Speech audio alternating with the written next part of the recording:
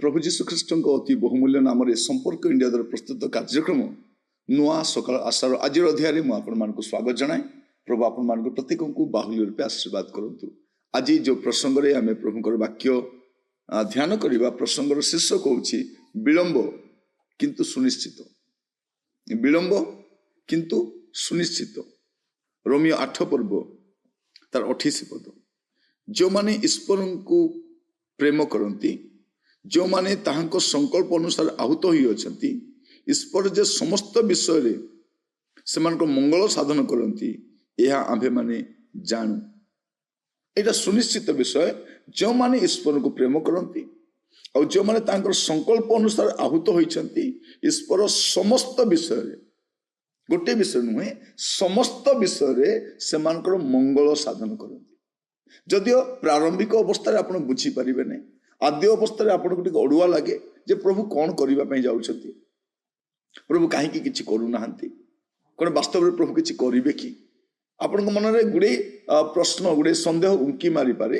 किंतु परिशेष विलंब हेले सुधा आपण जीवन में प्रभुकर मंगल को आप देखिए। आम परमेश्वर अमंगल मध्य मंगल को उत्पन्न कर जानती, खराब परिस्थिति बढ़िया विषय कर जानी से, दुख मध्यरु कष्ट मध्यरु गोटे जय गीत से दे जानी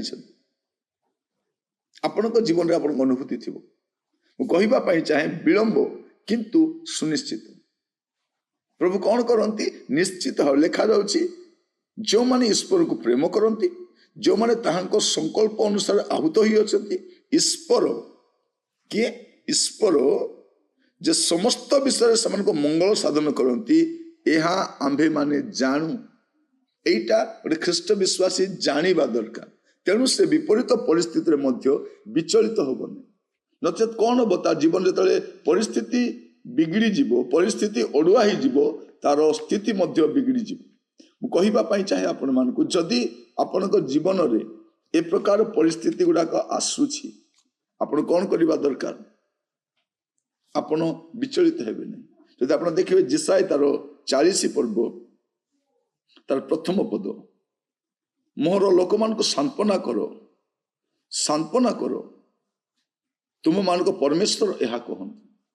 कौन करो? से विचलित होगापी दियो नहीं, से विचलित हो, सांत्वना करो, से बुझाओ से जे परमेश्वर ए समस्त विषय आपण को आज अमंगल परि लगुच, आपण विरुद्ध रे सब गला भलिया लगुच, आपण विपक्ष सब थिला भलिया लगुच, किंतु परमेश्वर आपण जीवन रे एक भिन्न कार्य करिवे।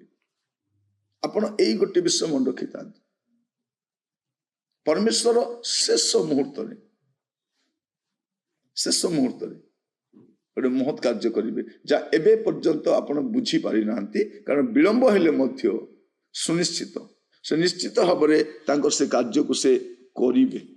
से जहाँ संकल्प करिसेंती आपनक पई से निश्चित भावरे ताहा करिवे। ए कथा आपण बुझीबा दरकार।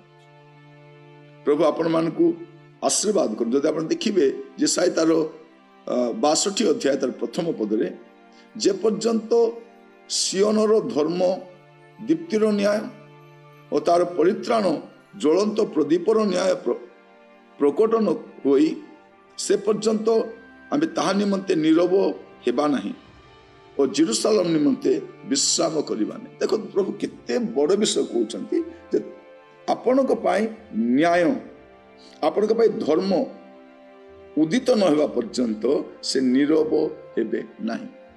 से नीरव हेबे नहीं आपण लाइफ रे परमेश्वर जो योजना से रखी जो संकल्प को रखी ताकू से पूरा करेंगे आउ से ताकू पूरा करने सामर्थ्य अटंती जदि ओ एबे विलंब परी मन होची किंतु ता सुनिश्चित प्रभु ताहा करेंगे परमेश्वर योजना को के अलगा करि पारे कि परमेश्वर संकल्प को के अलगा करि पारे कि आपण जीवन में परमेश्वर जहाँ संकल्प कर साधन करेंगे तेणु आप विचलित हूँ नहीं प्रभु सुस्थिर रुहतु आसतु प्रार्थना करिबा।